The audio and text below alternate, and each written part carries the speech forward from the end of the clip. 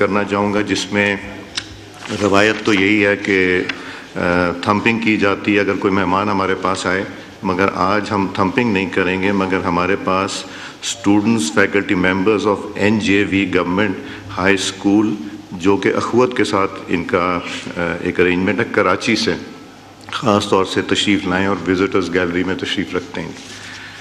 तो मैं गुजारिश करूँगा लॉ मिनिस्टर साहब आप कुछ बात करें। मुमताज़ मुस्तफ़ा साहब के बारे में थोड़ी बात कर लें, एक रस्म रवायत है। तो जनाब स्पीकर, बड़ी ये तकलीफ दे खबर आई। एक सेकंड जी।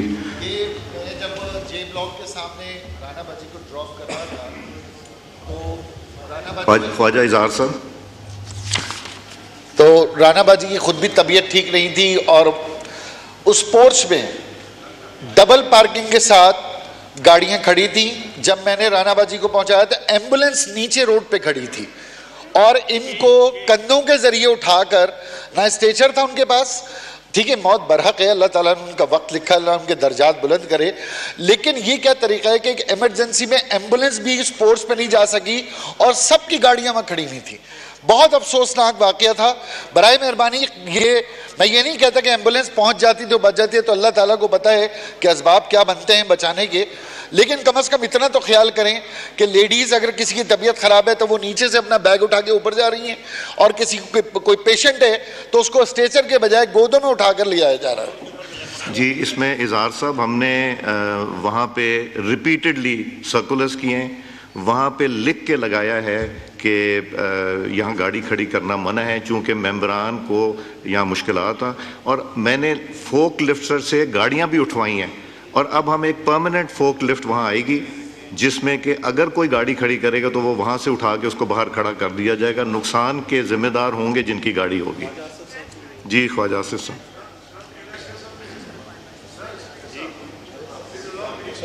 जी करते हैं, पहले हम दुआ।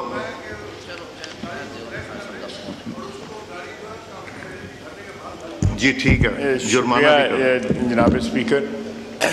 जनाब स्पीकर, ये पहले भी कई दफ़ा ओवर द ईयर्स हाउस में मैंने ये उठाया है, जो ख़ायद साहब ने मामला उठाया, जहां आपने बोर्ड नो पार्किंग के लगाए हुए हैं उनके नीचे गाड़ियां खड़ी होती हैं, और गाड़ियां ग्रीन नंबर प्लेट वाली, गाड़ियां झंडे वाली और MNAs की गाड़ियां होती हैं। कोई बाहर से आके लोग वहाँ पे गाड़ियां पार्क नहीं करते।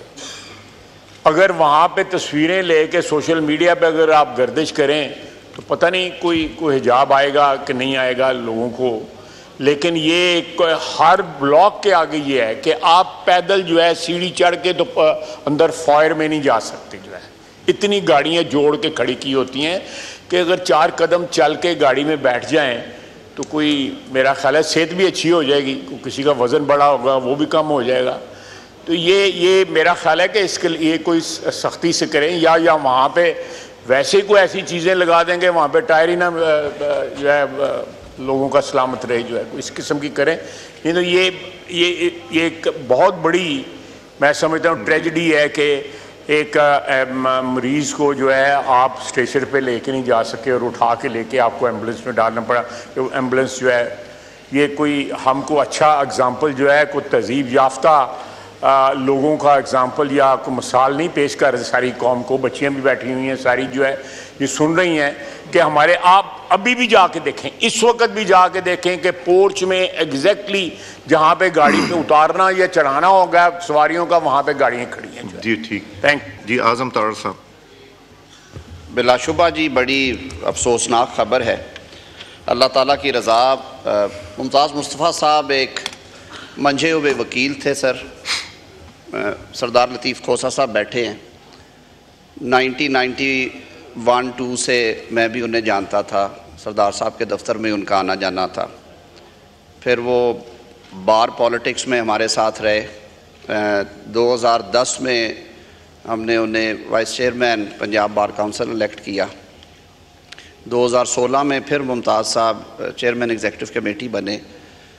मुकामी बार में भी रहीम यार ख़ान डिस्ट्रिक्ट बार उनकी मुकामी बार थी, वहाँ पे भी उन्होंने बड़ा लंबा अरसा वकालत भी की और वकला की खिदमत के मिशन पे भी रहे और बार प्रेसिडेंट भी रहे। सियासत में हमारे साथ भी रहे, पाकिस्तान मुस्लिम लीग नून में भी मुमताज़ मुस्तफ़ा साहब कुछ साल हमारे साथ रहे, मुझे याद है। बड़ा उनका एक अपना मुकाम था, बहुत अच्छे मुकर्रर थे मुमताज़ साहब, बल्कि अगर मैं कहूँ कि बड़े शोला बयां मुकर्रर थे तो गलत ना होगा। उनकी प्रेजेंस जो है वो महसूस होती थी और अपनी मेहनत से उन्होंने प्रोफेशन में अपना मुकाम बनाया और फिर हालिया इलेक्शंस में वो इस मोअज़्ज़ज़ ऐवान के रुकन बने। मुरंजा मुरंज थे, अच्छी गुफ्तगू करनी, प्यार से मिलना। अभी पिछले दिनों जैसे आपने फरमाया जनाब स्पीकर, हमारी स्टैंडिंग कमेटी की मीटिंग थी, हम काफ़ी सारे दोस्त थे, अली मोहम्मद साहब भी मौजूद थे उसमें, मुमताज़ मुस्तफ़ा साहब हमारे साथ शरीक रहे, एक लंबा सेशन चला। आप इस तरह के जब हादसात होते हैं तो जो पहला एहसास इंसान को होता है वो ये है कि मौत एक हकीकत है, मौत अटल है और इसका वक्त जो है वो मुकर्रर है। वो उस ज़ाते बारी ताला को पता है कि हमारे सांस कितने हैं और जाने वाले हमें कई पैगाम दे के जाते हैं कि हम ये जो दुनियावी मामलात में इस कदर ज़्यादा उलझ जाते हैं और दूर दराज तक जाते हैं।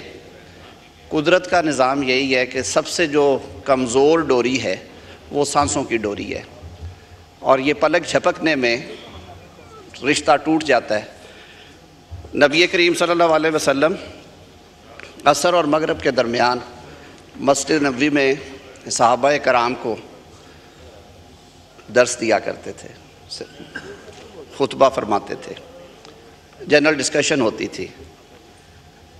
तो किसी बुज़ुर्ग ने सुनाया कि मौत के हवाले से उन्होंने पूछा कि कितनी बड़ी हकीकत है और कितनी आनन फानन आती है। तो हज़रत उमर रज़ी अल्लाह ताला अन्हा ने फरमाया कि आका, मेरा ईमान इस हद तक है कि मैं समझता हूँ कि मेरा दायां पाँव रुकाब में हो तो बायां जाना है कि नहीं, घोड़े की रुकाब में मौत आ सकती है। तो हुज़ूर सल्लल्लाहु अलैहि वसल्लम मुस्कुरा दिए। हज़रत उमर रज़ी अल्लाह ताला अन्हा ने कहा कि आका, मेरा जवाब दुरुस्त नहीं है, आप मुस्कुरा दिए। उन्होंने कहा, मैं उमर तुम्हारी खुशफहमी पे मुस्कुराया हूँ। उमर, आपको ये मालूम है कि जो आँख आपने खोली है या झपकी है दोबारा खुलनी है कि नहीं? So this is exactly what happens जी, कि एक हमारे दरमियान शख्स मौजूद होता है और अगले लम्हे आपको पता चलता है कि वो हमारे दरमियान मौजूद नहीं है। कि मारता है तीर तारीकी में सयादे अजल, खुल नहीं सकती शिकायत के लिए लेकिन ज़ुबां, एक ही दस्तूर आलमगीर है सबके लिए, बुए गुल का गुल से और गुलची से गुलशन का सफ़र।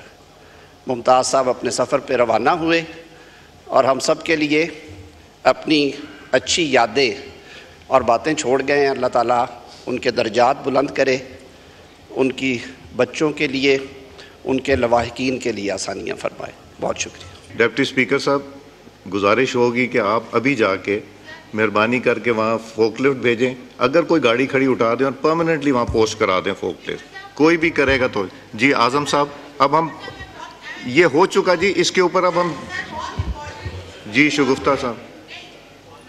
जब आप निकलते हैं तो आप राइट साइड पे टर्न करके मेन रोड पे आते हैं डी चौक की तरफ, लेकिन जो लेफ़्ट साइड वाला रोड है वो बंद है।